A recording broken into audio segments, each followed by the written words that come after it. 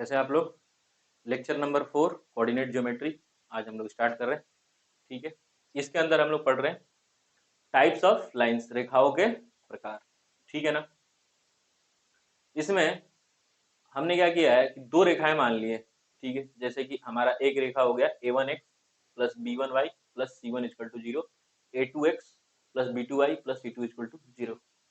अब हम ये दो रेखाओं के बारे में स्टडी क्या करना चाहते हैं कि ये रेखाएं एक दूसरे को कब काटती हैं, अगर नहीं काटती हैं तो क्या होता है, जब काटती हैं तो क्या होता है। ठीक है,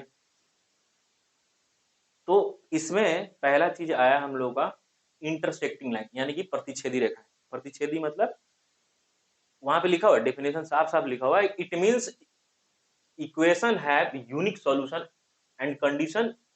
यहाँ पे लिखा हुआ है इसका कि हमारा जब यूनिक सॉल्यूशन होगा या फिर इंटरसेक्टिंग लाइंस होंगी। इंटरसेक्टिंग लाइंस का मतलब क्या है, एक लाइन मान लेते हैं हमारी ये है, तो दूसरी लाइन इसको एक बार ही इंटरसेक्ट करके जा सकती है। तीसरी लाइन अगर है हमारे पास तो वो किसी भी पॉइंट एक जगह ही कट करेगी। ठीक है ना, कोई भी लाइन दूसरी लाइन को अगर कट कर रही है तो सिर्फ और सिर्फ एक पॉइंट पे कट करेगी। दो पॉइंट पे कट करने के लिए किसी लाइन को, दो पॉइंट पे कट करने के लिए किसी लाइन को हमारे पास कुछ ऐसा डायग्राम होना चाहिए जो कि क्वाड्रेटिक इक्वेशन में है। ठीक है ना, तो ये वक्र रेखाएं हो गई, तो इसके बारे में तुमको बात ही नहीं करना। तो इंटरसेक्ट होना, अगर इंटरसेक्ट हो रही है तो सिर्फ और सिर्फ एक बार ही और एक ही पॉइंट पे कट करेंगे, और जहां पे कट करेंगे वो हमारा क्या हो जाएगा, कोई पॉइंट निकल के आएगा, जो हमने पिछले क्वेश्चन में करे भी है, जो हल हम लोग निकाल के लेके आ रहे थे जब दो लाइनें एक दूसरे को कट कर रही थी तब। उसके लिए कंडीशन क्या है, a1 अपॉन में a2 is not equal to b1 upon में b2 equal to c1 by c2। ये कंडीशन एकदम रिमेंबर रखना है, हमेशा याद रखना है कि अगर दो लाइनें एक दूसरे को इंटरसेक्ट करती हैं तो उसके लिए कंडीशन क्या है हमारे पास, a1 अपॉन में a2 is not equal to b1 by b2 equal to c1 by c2। ये चीज हो गई।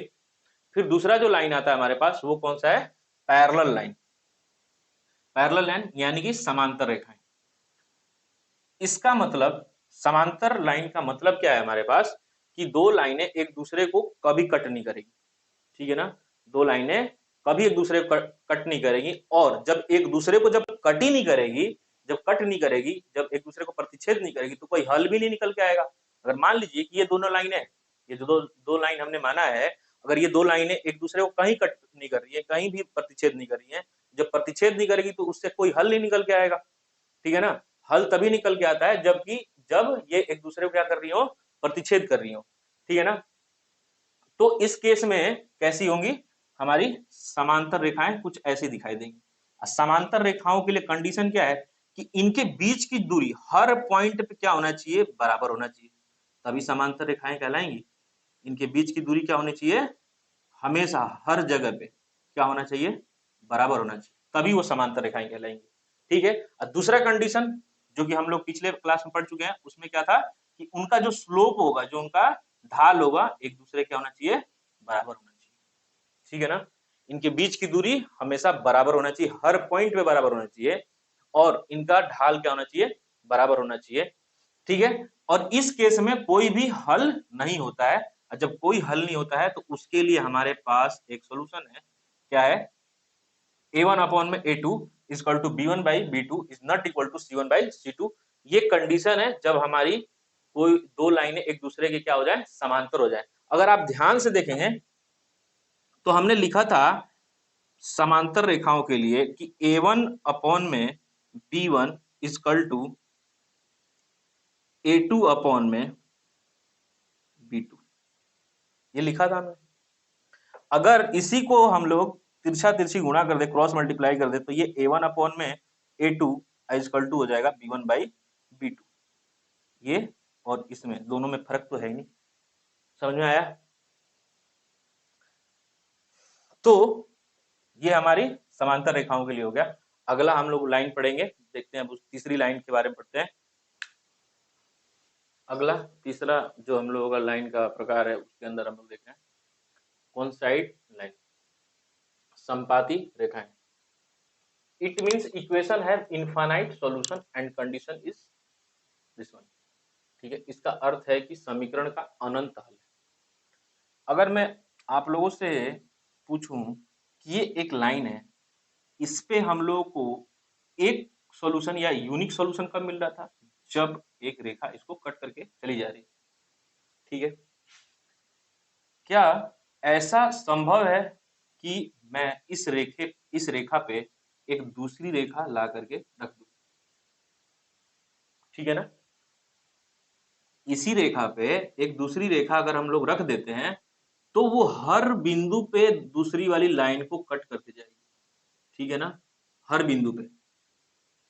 आप लोगों को लग रहा है कि नहीं अनंत हल नहीं होगा, 10 ही हल होंगे, तो क्या करते जाना है, लाइन को जूम करते जाना है, जूम करते जाएंगे, जितना बड़ा होते जाएगा आपको उतना दिखाई देते जाएगा कि नहीं वो लाइन हर पॉइंट पे क्या करती जा रही है, एक दूसरे को कट करते जा रही है। जब हर पॉइंट पे कट कर रही है तो एक लाइन को जोड़ने के लिए हमको कितने पॉइंट की जरूरत पड़ती है, दो पॉइंट की। अगर हमको एक लाइन का इक्वेशन लिखना है तो 2 पॉइंट की जरूरत होती है, लेकिन उसके बीच में इनफाइनाइट नंबर होते हैं, अनंत हमारे पॉइंट होते हैं, दो पॉइंट के बीच में अनंत हमारे बिंदु होंगे, ठीक है ना। तो वो अनंत बिंदु इन दोनों रेखाओं के लिए है।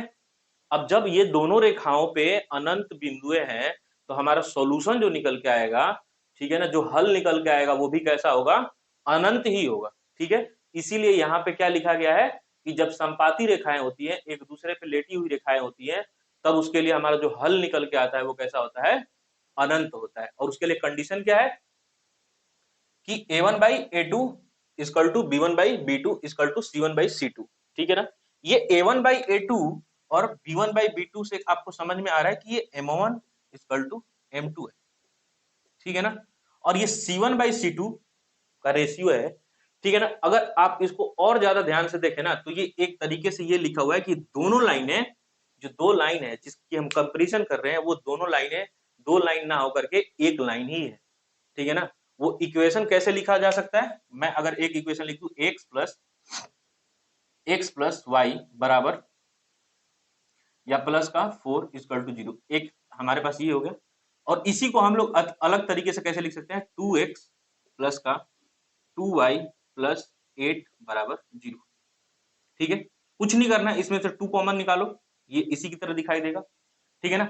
जब इसकी तरह दिखाई दे रहा यानी कि दोनों लाइनें एक जैसी हैं, और जब एक ही लाइन है तो एक लाइन हमने पहले इसको ड्रॉ किया और ये दो गुना हो गई, दो गुना हो गई, है तो लाइन एक ही लेकिन दो गुना हो गई। अगर दो गुना हो गई तो मान लेते हैं कि ये हमारी लाइन, ये पहली वाली, ठीक है, और ये दूसरी वाली क्या है, इसकी दोगुना है, तो इसी से गुजरेगी और दोगुना हो जाएगी। तो इतने में ही इसने कितने कट कर दिए, अनंत बिंदुओं पे कट कर दिए, समझ में आया। तो ये दोनों लाइनें एक दूसरे क्या है, समपाती है। इसको और भी अलग तरीके से लिखा जा सकता है, जैसे कि हम लोग लिखे 3x प्लस का 3y प्लस का 12 इक्वल टू 0, ये भी वही लाइन 3 गुना हो गई। और लिखेंगे तो 4 गुना हो जाएगी, 5 गुना, 100 गुना बढ़ते जाएगी। लेकिन जितना हम लोग छोटा ले रहे हैं उस छोटे में भी बहुत सारे पॉइंट है, जिसकी वजह से हम लोग को क्या मिल रहा है, अनंत हल मिल रहे हैं, ठीक है ना। तो अनंत हल के लिए ये कंडीशन हो गया, ठीक है ना। उसके बाद इन सबसे अलग एक हमारा संगामी रेखाएं होती है, कंकरेंट लाइंस, या चौथा बोल दें इसको पॉइंट। तो कंकरेंट लाइंस क्या होती हैं, संगामी रेखाएं। ऐसी रेखाएं कैसी होती हैं, if at least 3 lines passes through a single point are called concurrent lines. यदि एक बिंदु से कम 3 रेखाएं गुजरती हैं तो संगामी रेखाएं कहलाती हैं, ठीक है ना। तो संगामी रेखाओं के लिए हमारे पास कंडीशन क्या है, ये संपाती के लिए होगा हमारे पास, संपाती रेखाओं के लिए ये हो गया कंडीशन। अब संगामी रेखाओं के लिए हमारे पास कंडीशन है कि कोई पॉइंट, ठीक है, उस पॉइंट से कम कितनी रेखाएं पास होनी चाहिए, 3, समझ रहे हैं आप, 3 लाइनें पास होनी चाहिए। तब ऐसे लाइनों को हम लोग क्या बोलेंगे, ऐसे ग्रुप ऑफ लाइनों को क्या बोलेंगे कि एक ऐसी लाइन है संगामी रेखाएं हैं, यानी कि कंकरेंट लाइंस है। इसमें ज्यादा घुसना नहीं हम लोगों को, बस इतना ही ध्यान रखना है कि कंकरेंट लाइन अगर हम लोगों को पूछ रहा है कि कोई लाइन, 3 लाइनों का 3 लाइनें हमको दे दे और पूछे कि क्या ये कंकरेंट है, तो क्या करना है, सीधे सीधे कोई एक ऐसा पॉइंट ले लेना है या फिर 2 लाइनों को क्या कर देना है, सॉल्व कर देना है, ठीक है। उससे निकल के क्या आएगा हमारे पास, x और y निकल के आएगा, और x y निकल के जो आएगा वो तीसरे वाली लाइन में पुट कर देना है। अगर वो सेटिस्फाई कर रहा है तीसरे वाले को, इसका मतलब क्या है, वो तीनों लाइनें एक पॉइंट से गुजर रही हैं, समझ में आया। जैसे कि ये हमारे पास दो लाइन है, तीसरी लाइन में लिख देता हूं a3x प्लस का b3y plus c3 equal to 0। ठीक है, मैंने क्या किया, इन दोनों को सॉल्व किया पहले। ठीक है, इन दोनों को सॉल्व किया तो x बराबर मान लेते हैं अल्फा आ गया और y बराबर क्या आ गया, बीटा आ गया। फिर मैं इसमें ले जाके x और y का वैल्यू पुट करूंगा, अगर वो 0 के बराबर आ जाता है तो हम कंफर्म बता सकते हैं कि ये तीनों क्या है, कंकरेंट लाइंस है, क्योंकि इन दोनों के जहां पे इंटरसेक्शन पॉइंट है वहीं से ये भी गुजर रही है, तभी तो इंटरसेक्ट कर रही है। और जब इंटरसेक्ट कर रही है तो एक पॉइंट हमारे पास ऐसा आ गया जहां से ये तीनों लाइनें हमारी क्या हो रही हैं, गुजर रही हैं। और ऐसे लाइनों को के समूह को हम लोग क्या बोलेंगे, कंकरेंट लाइंस, संगामी रेखाएं बोलेंगे। ठीक है ना। अब आगे हम लोग पढ़ेंगे दो लंबवत रेखाओं के बीच की दूरी। ठीक है, फिर दो समांतर रेखाओं के बीच की दूरी को पढ़ेंगे, उसका जो फॉर्मूला होता है उसको देखेंगे। ठीक है, और आगे थ्योरी पढ़ेंगे और उस पे जो क्वेश्चन हो सकते हैं वो अभी करेंगे। अब हम लोग देख रहे हैं next point, perpendicular distance of a line ax plus by plus c equal to 0 from a point x1, y1। एक रेखा ax plus by plus c equal to 0 की एक बिंदु x1, y1 से लंबवत दूरी। ठीक है, जैसे हमारा पॉइंट P है, मान लिया हमने ये वाला, और ये x1 कितना है, y1, और ये हमारी लाइन क्या हो गई, ये लाइन है जिसकी इक्वेशन हमारे पास ax plus by plus c बराबर 0 दिया हुआ है। इस पॉइंट से इस लाइन पे जो लंबवत दूरी होगी उसको हमने क्या मान लिया है, d। क्या मान लिया है, d माना है हमने। तो d बराबर हमारा क्या होगा, ax1 plus by1 plus c upon में अंडर रूट में a स्क्वायर प्लस का b स्क्वायर। ठीक है ना। एग्जाम्पल के लिए यहीं पे मैं लिख देता हूं एक क्वेश्चन, जैसे हमारे पास 3x प्लस का 4y प्लस का 9 बराबर 0 दिया हुआ है। इस लाइन का पॉइंट P से 1,2 से लंबवत दूरी जो होगी वो क्या होगी, हमको अगर निकालना है तो कैसे निकालेंगे, उस पॉइंट को सीधे इसमें रख देना है। तो कैसे आएगा, हमारा जो d निकल के आएगा वो क्या आएगा, 3 प्लस 4 इंटू 2 प्लस का 9 और अंडर रूट में क्या हो जाएगा, a स्क्वायर प्लस का b स्क्वायर। तो a हमारा ये है और b हमारा ये है। ठीक है, तो a हमारा 3 हो गया, तो यानी कि 3 का स्क्वायर यानी कि 9 और b का स्क्वायर यानी 4 का स्क्वायर 16। यहाँ से क्या आ रहा है हमारा, 9 3 12 और 8 20, 20 बटे में क्या आ गया, 25।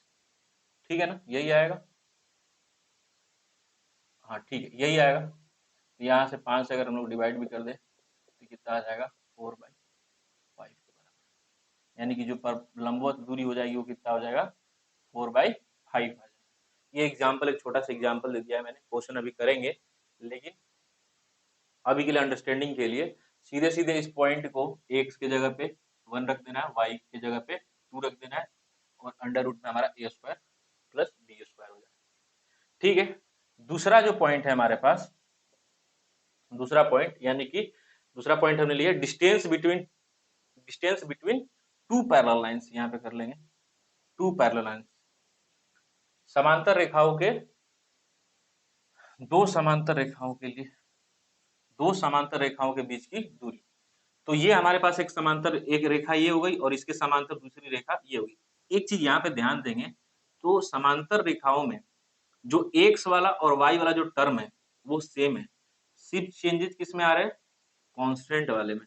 ठीक है ना, C1 और C2 में चेंजेस आते हैं। तो जब भी कोई एक लाइन हमारे पास दी हो, जैसे कि 4x प्लस का 3y प्लस 7 इक्वल टू 0 दिया हुआ है, अगर इसके पैरेलल अगर हमको लाइन लिखनी है तो हम लोग डायरेक्टली लिख सकते हैं 4x प्लस का 3y प्लस c बराबर 0। हमको पता नहीं, लेकिन क्वेश्चन में कोई कंडीशन देगा, जैसे कि कंडीशन दे दे कि ये ओरिजिन से पास हो रही है, ओरिजिन से पास हो रही है यानी कि हमारा जो x और y क्या होगा, 0 0 हो जाएगा। तो x और y इसमें 0 रखेंगे तो हमारा c भी 0 आ जाएगा। तो इस वजह से हमारा जो इक्वेशन निकल के आएगा वो क्या आएगा, 4x प्लस 3y बराबर 0। ये हमारा लाइन का इक्वेशन आ जाएगा इसके पैरेलल। ये लिखने का तरीका था इसलिए मैंने बता दिया। ठीक है, अब एंगल बिटवीन टू लाइंस, दो रेखाओं के बीच का कोण हमको जानना है। ठीक है, पहला हमने मान लिया कि ये हमारा एक रेखा ये हो गई, दूसरी रेखा ये हो गई, ढाल रूप है रेखा का ये, ठीक है, यहाँ पे ढाल सीधे सीधे दिया हुआ है। अब अगर मैं बात करूं, ठीक है, कि हमारे पास दो रेखाएं, हमारे पास क्या है, दो रेखाएं,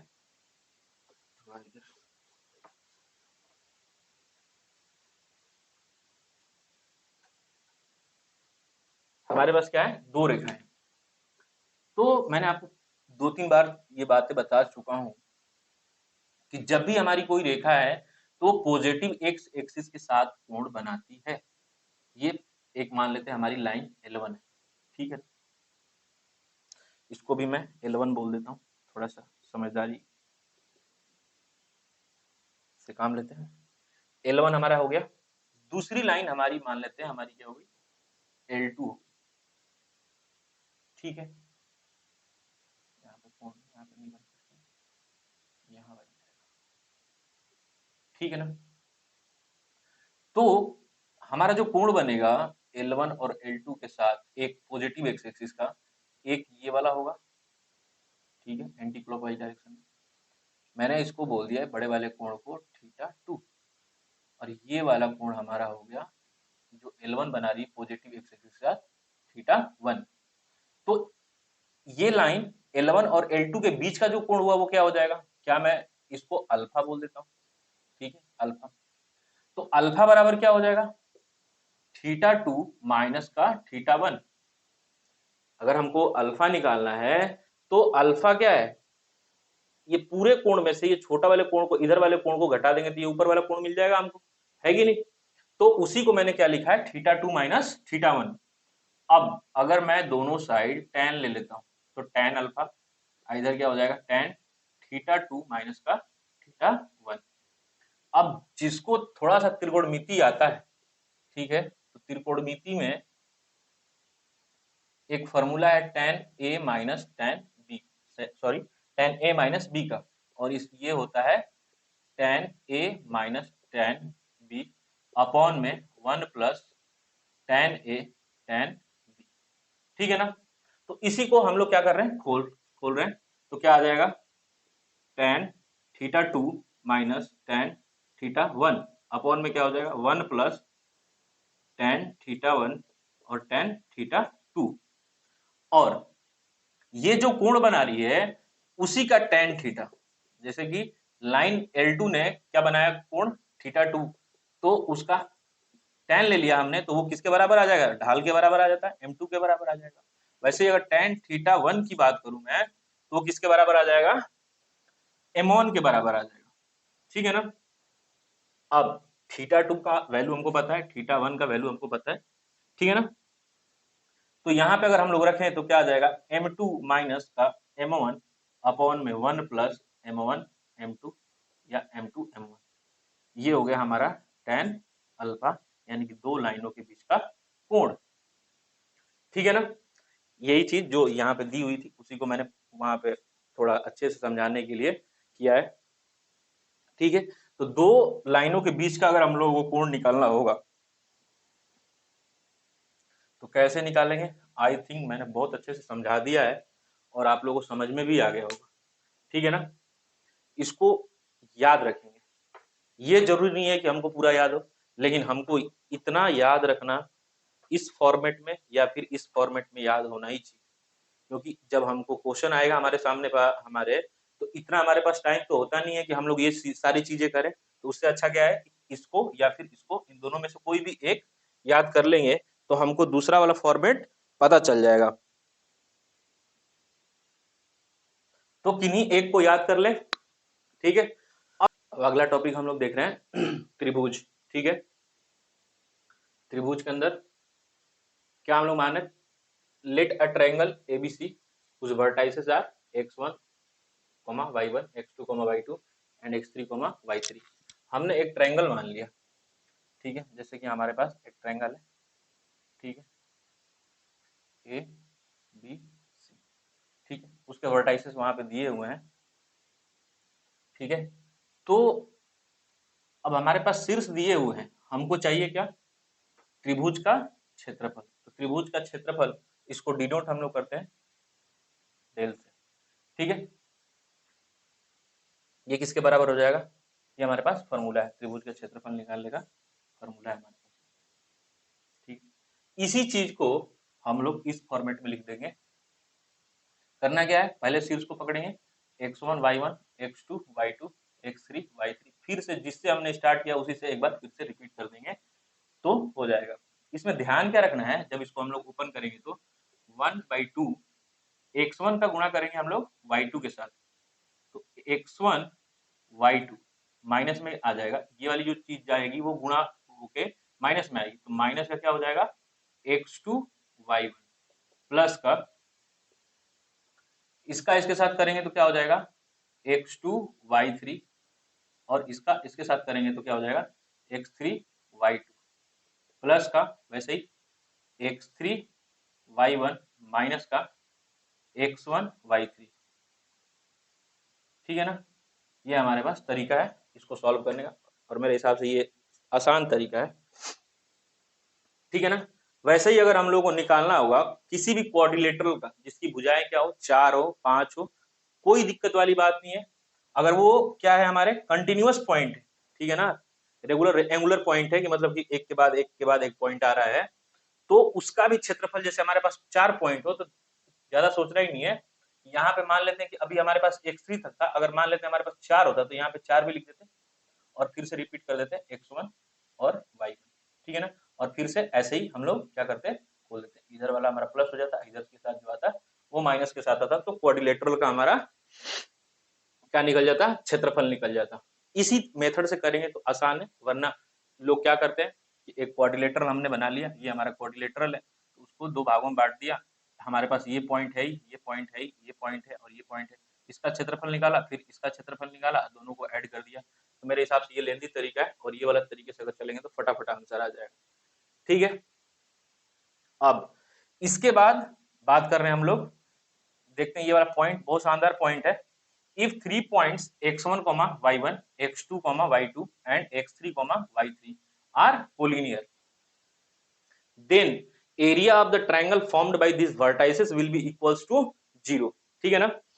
यदि 3 बिंदुओं x1 y1 x2 y2 और x3 y3 आपस में संरेखीय हैं, तो इन शीर्षों से बनने वाले त्रिभुज का क्षेत्रफल किसके बराबर आएगा, 0 के बराबर आएगा। यानी कि उस त्रिभुज का क्षेत्रफल निकालेंगे तो किसके बराबर आ जाएगा, 0 के बराबर आ जाएगा, ठीक है ना। ये सब क्या है, वर्टाइसेस है किसी भी ट्रायंगल का, ठीक है। तीनों पॉइंट क्या है, ये तीनों पॉइंट क्या है, कोलिनियर है। कोलिनियर का मतलब होता है कि एक ही रेखा में ये तीनों पॉइंट हमारे हैं, ठीक है ना। अब क्या मैं ये बोल सकता हूं कि कोई एक रेखा है और उस पे 3 पॉइंट है हमारे पास, तो किन्हीं दो पॉइंटों को लेकर के मैं क्या निकाल सकता हूँ, स्लोप निकाल सकता हूँ, ढाल निकाल सकता हूँ मैं। तो देखो यहाँ पे ढाल मैंने निकाला है, ठीक है। ये तीनों पॉइंट क्या हो गए हमारे पास, समरेखी हो गए, तो मैंने इन दोनों पॉइंटों से पहले क्या किया, इन दोनों पॉइंटों को लेकर के ढाल निकाला, तो क्या हो जाएगा y2 माइनस y1 अपॉन में x2 माइनस x1, ये इन दोनों पॉइंटों की वजह से आया। फिर अगले इन दोनों पॉइंटों को अगर ले लें तो अभी हम लोग ढाल निकालेंगे तो क्या होगा y3 माइनस y2 अपॉन में x3 माइनस x2, ठीक है। और ये दोनों बराबर होंगे, क्यों, क्योंकि एक ही लाइन के तीनों पॉइंट है। अब जब तीनों पॉइंट एक ही लाइन के पॉइंट है तो इनसे जो ढाल निकल के आएगा वो भी क्या होगा, बराबर होना चाहिए। और जब बराबर अगर हम लोग इसको दर्शा देंगे, इसको हम लोग प्रूव कर देंगे, तो हमारे पॉइंट क्या हो जाएंगे, संरेखीय हो जाएंगे। एक तरीका ये भी है, अगर संरेखीय अगर हमको प्रूव करना है या फिर हमको पता करना है, तो एक हमारे पास ये भी तरीका है। हमारे पास 3 पॉइंट हो तो उन दोनों दो का पेयर बना करके और उनका क्या करना है, हमको स्लोप निकाल देना। अगर स्लोप बराबर आ जाए तो हम लोग क्या बोल देंगे कि वो एक दूसरे के क्या है, संरेखीय है। तीनों पॉइंट कैसे हो जाएंगे, संरेखीय। और दूसरा हमारे पास तरीका, यानी कि पहला जो तरीका हमने निकाला कि त्रिभुज, इनसे जो बनने वाला त्रिभुज है उसका जो क्षेत्रफल आएगा वो किसके बराबर हो जाए, 0 के बराबर आ जाए। अगर उस त्रिभुज का क्षेत्रफल अगर 0 के बराबर आ जाता है तो हम इसको क्या बोलेंगे, तीनों पॉइंट हमारे कैसे होंगे, संरेखीय पॉइंट होंगे, ठीक है ना, संरेखीय बिंदु होंगे। तो आज के लिए इतना ही। अगले लेक्चर में इनसे जितना भी हमने यहाँ पे अभी थियरी पढ़ा है, इनसे रिलेटेड क्वेश्चन कराए जाएंगे। ठीक है, और थैंक यू, मिलते हैं अगले लेक्चर में।